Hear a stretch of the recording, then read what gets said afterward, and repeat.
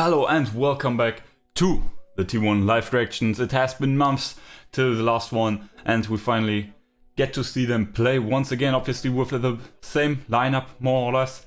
And here we get right into the first blood here with Owner finding the kill onto Elm. And yeah, obviously they're playing against the ex-freecs who are mostly T1 players. I mean, we have Teddy, we have Hoit, we have Elm. Yeah, now obviously with KDF, bit of a name change, but in the end, yeah, it's still the team that we know. Oh, Hoit, he will probably fall down here. And very nice, very nice. Obviously, looking at the scaling, T1's champions are a-okay, going into rather later stages as well. While it's not that kwangdong is like, oh, very nice. It looks like Gumayushi is now in a bit of danger, but I mean, he has flash, heal up, E as well. There's a good chance that he might be able to live here. Nope, carrier getting yeah, not in range in time. That's obviously a bit sad, but so obviously here T1, that's very nice for them. They get the mid lane turret here, very nicely picked up with the Herald that Owner collected in the previous minute, but they missed out on the first blood turret gold. Owner here looking to contest the blue buff, obviously not only the blue buff but the added benefit of the vision and pressure gained with the dragon coming up in 40 seconds and it being an infernal drake is obviously also cool. Faker here getting chunked on the turret, but ooh, doesn't really matter, he will be able to pick it up right now. And another turret here coming into T1's pockets. kwangdong looking to contest, but yeah, like you can't step up there. Okay, very nice. We're now trading the top lane turret here for the pressure in the mid lane. Looking to collapse on the mid lane turret, using that pressure to rotate into the ocean drake that is spawning in 30 seconds. Obviously we have to be a bit careful not to get collapsed, but the thing is the ANB team comp doesn't have that much engage. Owner here getting a bit low, but on the flip side, LM also yeah, rather low himself. Both summoner spells from Kiin traded for the flash and the heal of Owner and Gumayushi, but T1 in the end up, oh, very nice play here from Zeus. Fate will die, and that's a very nice pickup. Very nice combination here of Faker and Zeus, I believe, picking up now the much needed turret and rotating downwards into the dragon. Kiin pushing in the top lane, but I doubt he will be able to collect that turret. So overall, you see the gold leads are very much in T1's favor, besides obviously the top lane, but that's a given with the yeah, selected matchup. Now T1 here pushing up into the top side, obviously collecting the outer turret, which yeah, they didn't do until now. And with the benefit of that, obviously that's very, yeah, that was a very nice knockup here from kwangdong. But so far, T1 here again looking to get the mid lane pressure, obviously securing their flanks. Now with the bubble onto Kiin, he's easy picking and should be able to yeah, collapse upon. But on the other side, Zeus is also the target.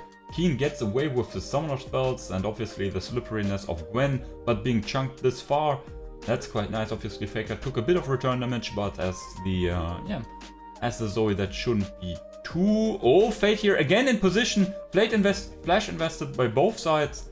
And yeah, now I think we should back off into the Drake that has now spawned in the meantime. That's very nice. Getting the flash of Fate and the heal of Teddy. Both of their meaningful carries, like out of the fight, with Kiin obviously forced to recall after getting chunked. And that's a free ocean soul. And yeah, we say GG at this point. Also having like enough vision coverage at the Baron to deny the potential trade of objectives here. Okay, now T1, they feel confident enough with the vision setup from the last 2 minutes. Now to start the Baron, and yeah, Hoit uses his ult to check, but yeah, will they be able to get through the phalanx? Obviously, LM has always the potential to charge over or flash over, but I think T1 is just looking for the fight. I mean, LM is no, it's, ooh, that's a bit risky. LM forced to out, and the smite is secured. Very, very nice. Now T1, they just need to back up, obviously. With a moment's time, they will be full HP again and are able to look for a fight in return. Zeus, that was a bit risky, my friend. But oh my... oh my fucking god. Sadly, nothing seems to come of it, but...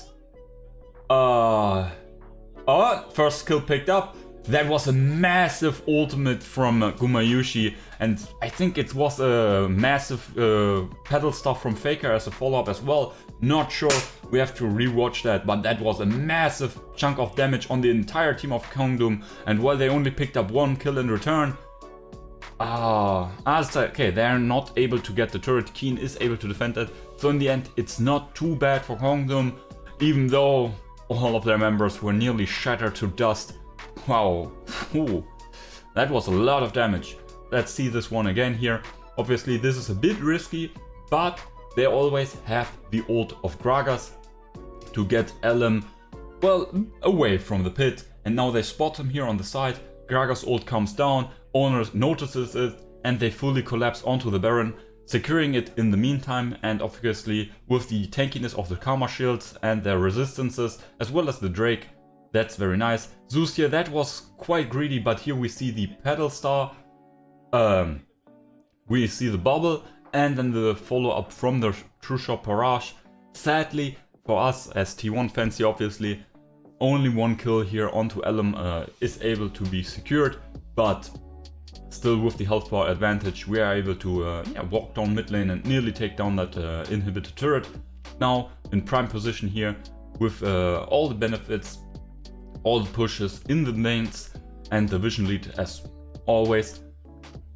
Yeah, the Eldrake should be ours, and then someday it's just too much for kwangdong to handle. Obviously they're looking here for the last stand. T1 doesn't really need to flip it, they can just walk down the mid lane with the wave that they have there and just need to defend it. Another ult from Gumayushi chunking down the core members of kwangdong.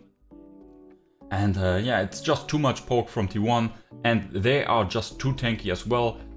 Overall, yeah, everything is fine. T1 doesn't really need to be too forward here with this, but I guess they are confident in their abilities, and to be honest, they have the stat advantage to be able to secure this. But Owner here falling very, very low, LM going in as well. But yeah, that's the Ocean Drake. LM now in the middle of the entire team. Now he has to go out. Gumayushi here a bit forward is getting engaged by Kiin. But yeah, that's the kill onto LM. That's the... I just shut up. Look at all the explosions! And whole of kwangdong has been slain. That's a nice triple kill for Gumayushi. Carrier and Owner fall during the fight, but their sacrifices are honored with, yeah, probably the game now being secured by the remaining 3 members. And, whoa, overall a very nice game here from T1 from start to finish. Obviously kwangdong were able to pick up 7 kills, so it wasn't all too perfect, as well as the 2 turrets. It was, as expected, not too perfect, but without Casper Cup, this team has a bit limited practice in the last couple of months, but as we expected, overall still a very calculated and cutthroat game, securing the win in the end in a very convincing fashion. There was never really a point at any time in this game where they were on the back foot or where they weren't in control. So very nice, and yeah, we will see each other in the game number 2. And don't forget to subscribe and like this one if you enjoyed it. Really helps out the channel a lot. So yeah, see you then.